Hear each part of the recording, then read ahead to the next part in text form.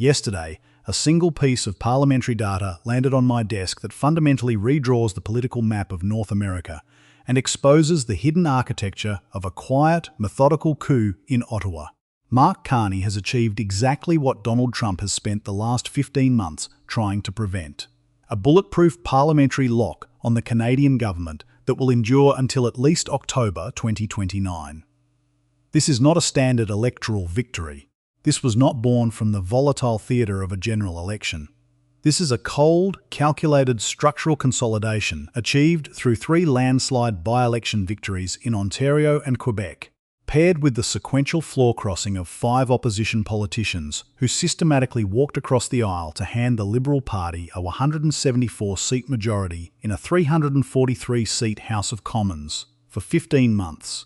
The White House has deployed every tool in its diplomatic and economic arsenal to break this Prime Minister. Just over a year ago, the project looked entirely feasible. The Liberal Party was dead in the water, sitting 27 points behind in national polling. Justin Trudeau had resigned under intense caucus pressure, and the man poised to take the keys to the country was Pierre Poilievre, a 45-year-old populist who had built a formidable Canada First coalition running on a blueprint functionally identical to the one that reclaimed the American presidency. Today, Poilievre does not even hold a seat in the House, and Carney possesses a majority that caught Washington completely exposed before we untangle how this trap was sprung. Let us address the core question dividing strategists from Ottawa to Berlin. Can a middle power build a permanent democratic firewall against aggressive populism simply by installing a technocratic crisis manager?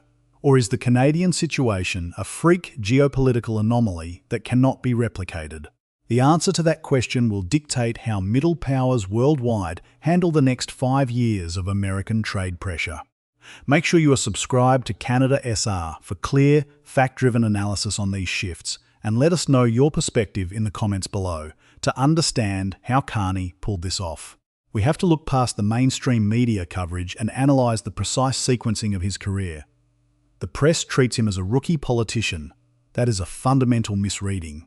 Carney is a structural mechanic of global finance. He ran the Bank of Canada from 2008 to 2013, insulating the domestic banking sector from the subprime mortgage collapse that destroyed trillions in global wealth. He was then headhunted by London to run the Bank of England from 2013 to 2020, navigating the world's 5th largest economy through the structural rupture of Brexit. He went on to chair Brookfield Asset Management, controlling hundreds of billions in infrastructure and hard assets. This is a man who spent his entire adult life walking into rooms where the systemic architecture was collapsing and stabilizing it through liquidity management and institutional leverage. When Trudeau stepped down, the Liberal apparatus did not select Carney out of affection. He captured 85% of the internal party vote because the country was facing an existential threat: 25% across-the-board US tariffs on Canadian aluminum, steel and automotive exports, backed by a public narrative from the American executive suggesting Canada's integration into the United States as the 51st state. The Liberal caucus understood that retail politics was useless. They needed a central banker who spoke the language of capital flow and credit markets. Carney's campaign slogan was mathematically precise: "When things are good, you probably don't want me. It's when things are in a state of crisis that I'm at my best." The mainstream narrative completely miscalculated Pierre Poilievre's strength. He was not a weak opponent. He had held his Ottawa area riding of Carleton for 21 consecutive years, surviving multiple waves that wiped out his colleagues. He had assembled a real, highly motivated populist movement, fiscally disciplined, culturally combative, and targeted directly at an electorate squeezed by housing inflation and globalization. His 27-point lead was a legitimate reflection of voter exhaustion, but Poilievre's strategy contained a fatal structural vulnerability. It required a stable American neighbour to serve as a passive foil. When Donald Trump weaponized American trade policy against Canada's core industries, Poilievre's platform became mathematically impossible to defend. His platform mirrored the ideological assumptions of the very administration that was threatening to cripple the Canadian economy. When Washington demanded total capitulation on dairy quotas auto parts origin rules and intellectual property laws, Poilievre was trapped. He could not attack the source of the economic shock without alienating his own anti-establishment base. And he could not defend the tariffs without committing absolute political suicide in a country facing an overt violation of its economic sovereignty. His alternative messaging, demanding Canada stand on its own 2 feet, was rolled over by a government that was already executing that exact strategy with superior institutional authority. Everything shifted on April 28, 2025, Canadian Election Day. Hours before the polls closed, the American president posted an explicit directive on social media, telling Canadians to elect a leader who would dismantle their regulatory state, quadruple resource extraction, and position the country to become the cherished 51st state. It was an unprecedented overt intervention into a G7 democracy's electoral process. The backlash was instantaneous. Carney won 169 seats that night, securing the highest Liberal popular vote share since 1980. More importantly, Poilievre lost his own safe seat of Carleton to a first-time Liberal challenger, Bruce Van Joy. A major party leader losing their own riding has happened only once before in modern Canadian history. During the 1993 Progressive Conservative collapse under Kim Campbell, yet on election night 2025, Carney was still vulnerable. He held 169 seats, exactly 3 short of the 172 required for a majority in Canada's newly expanded 343-seat parliament.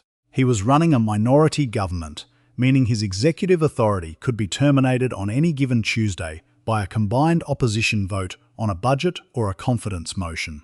For 12 months, this constraint paralysed strategic planning. Less than 45% of the government's priority legislation cleared the House. Every single trade position Carney took had to be cleared through informal channels with the Bloc Québécois or the NDP, giving opposition parties total leverage over Canada's national security and trade architecture. Then Carney began a quiet, piece-by-piece consolidation that has almost no parallel in Westminster parliamentary history. Over a 5-month window, 5 opposition MPs crossed the floor. To put that in perspective, only 2 governments since Confederation have absorbed that many defectors. John A. Macdonald in 1869 while assembling the physical geography of the country, and Jean Chrétien in the late 1990s during an era of massive budget surpluses. Carney did it while fighting an active trade war. The most significant defection occurred on April 8, 2026, when Marilyn Gladu, a veteran Conservative MP from southwestern Ontario, crossed the floor. Gladu is not a moderate. She is a chemical engineer from the right wing of the Conservative coalition who has historically taken hardline stances on social and resource issues. She did not cite a sudden ideological conversion. Her official statement cut directly to the core of the state's survival. Canada needs a serious leader who can address the uncertainty that has arrived due to the unjustified American tariffs. Gladu made a cold asset management calculation. On the single issue that mattered to her manufacturing-heavy riding, the central banker was the logical choice, and her own party's platform was an operational liability. Poilievre blasted the move, calling it a costly Liberal majority seized through backroom deals. Philosophically, he has a point. The voters of Sarnia-Lambton voted for a Conservative platform, not a Liberal executive. But in terms of realpolitik, the critique lacks teeth. Poilievre barely survived a mandatory leadership review in January. His personal approval rating as preferred Prime Minister languishes at 22.9% against Carney's 54.5%, and his caucus is bleeding out. Any claim that Carney's ascendance lacks democratic legitimacy was completely obliterated by the latest by-election data. The Liberals just cleared 65% of the vote in University Rosedale and a crushing 70% in Scarborough Southwest. Margers that vastly exceed their general election performance. This brings us to the operational reality of June 2026. What does this majority actually buy Mark Carney? It completely alters the leverage dynamics of the upcoming United States-Mexico-Canada Agreement, USMCA, joint review. Under a minority mandate, every concession required in a complex trade negotiation is a potential trigger for a snap election. The American negotiation team knows this. They routinely use targeted tariff pressure to trigger domestic political crises in allied nations, forcing minority governments to collapse or capitulate. Carney has just removed that playbook from the table. By locking down a majority until 2029, he can absorb short-term economic friction, refuse volatile political demands, and execute a structural pivot without looking over his shoulder at Parliament. He signalled this exact shift when he stated that this majority allows Canada to replace a framework based on integration with one based on independence. He is no longer negotiating for his political survival. He is negotiating for long-term structural insulation. This is the first time a Western democracy has designed, tested, and executed a comprehensive institutional counter-strategy to direct external populist pressure and won consecutive mandates. The strategy is clear. Deploy a non-ideological crisis manager. Frame the external trade pressure as a direct threat to sovereign independence. Let the populist opponent get crushed by the weight of their own cross-border alignment. And systematically absorb the remaining moderate elements of the opposition caucus into a centralised governance model.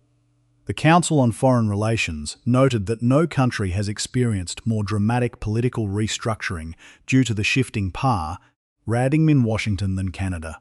That assessment is now a verified fact. Carney is already utilising his cleared legislative channel to accelerate energy export infrastructure toward Europe and East Asia, bypassing the American market entirely, while pushing through comprehensive infrastructure bills tied directly to supply chain resilience.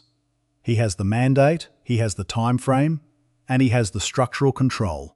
But as the trade war intensifies and global supply chains begin to fracture under the weight of competing blocs, the most consequential question remains unanswered. To understand how Mark Carney plans to survive a structural trade war with a volatile hegemon, we have to look past the political theatre of the House of Commons and dissect the hidden financial architecture of the transaction that landed on my desk this morning. This is not a vague policy statement about diversification. It is a calculated multi-billion-dollar strategic realignment. While the mainstream media was hyper-focused on the optics of Marilyn Gladue crossing the floor, the Prime Minister's office quietly executed a triad of structural trade manoeuvres designed to insulate Canada's industrial base, lock in alternative capital flows, and build a counter-lever against American economic coercion. This is the blueprint Carney has spent his entire central banking career preparing for. The tri-border infrastructure plan to substitute the integrated supply chains that Donald Trump is actively choking with 25% tariffs. The Canadian government has rolled out a three-part structural response. This is how the deal architecture breaks down. The Euro-Atlantic Energy Corridor, a binding 20-year energy security pact with France and Germany, worth an estimated 14.2 billion Canadian dollars. Canada has committed to fast-tracking the construction of liquefied natural gas, LNG, export infrastructure on the Atlantic coast, shifting away from the pipeline networks that terminate in the American Midwest, the Indo-Pacific Critical Mineral Swap. Moving past the framework where 94% of Canada's raw battery components were processed or bought by US-adjacent entities. Carney has leveraged Canada's vast deposits of lithium, cobalt and nickel to secure a joint venture with Japan and South Korea. This includes a 5.8 billion Canadian dollar domestic processing facility in Ontario, ensuring the supply chain remains entirely independent of American cross-border automotive regulations. The G7 sovereign wealth backstop. To neutralise the threat of capital flight as American tariffs squeeze domestic manufacturing margins, the Bank of Canada, under Carney's direction, has established a 40 billion Canadian dollar liquidity facility backed by the country's largest pension funds. This creates a financial shield, allowing Canadian corporations to refinance their debt domestically without relying on Wall Street credit lines. This is the real strategy. It is highly technical, deeply transactional, and moves entirely away from the continent-first economic model that has governed North America since NAFTA. Carney is not playing a rhetorical game. He is building a parallel trade architecture designed to endure long after the next American election cycle. If you want to keep tracking the hidden forces reshaping our economy, make sure you look at the strategic breakdowns of global trade wars on the Caspian Report YouTube channel. They're independent. Data-driven videos provide excellent regional context on how middle powers navigate these exact types of supply chain and energy realignments. But as this alternative trade network begins to operationalize across the Atlantic and Pacific, a new and far more volatile point of friction is emerging on the horizon. By engineered sequencing and absolute economic discipline, Mark Carney has systematically transformed Canada's minority government into a bulletproof parliamentary majority, completely undercutting the cross-border populist playbook. Through targeted multi-billion-dollar energy corridors with Europe, independent critical mineral partnerships with Asian manufacturing allies, and an internal liquidity shield backed by domestic capital, Ottawa has shifted from defensive damage control to an overt decoupling strategy. The strategic implications of this shift dismantle the very foundations of the pre-Trump era. For 3 decades, Canadian foreign and economic policy operated on a single comfortable assumption: absolute, frictionless integration with the United States. That world is dead. Under the old paradigm, a Canadian Prime Minister would have spent this week flying to Washington, offering deep regulatory concessions and tailoring domestic policy to placate the American executive. Carney's majority changes the equation. Canada is no longer begging for a seat at the continental table. It is actively building a parallel infrastructure network that treats American access as a variable, rather than a permanent structural requirement. This bold pivot completely alters the balance of power within the G7 and global alliances. By joining initiatives like Rearm Europe and cementing long-term supply pacts with France, Germany, Japan, and South Korea, Ottawa is positioning itself as the critical, non-aligned anchor of middle power strategic autonomy. This is the blueprint for a post-globalization world where middle powers refuse to be bullied into submission by polarized superpowers. For the domestic defense, energy, and automotive sectors, this represents an aggressive, state-backed transformation. Supply chains that once naturally flowed south are being redirected east and west via the Atlantic and Pacific coasts, insulated by massive sovereign financial backstops designed to absorb any immediate tariff shocks. Yet, this calculated maneuver remains highly volatile. The critical juncture will arrive when these newly constructed supply networks face their first true operational test against a coordinated economic response from the White House.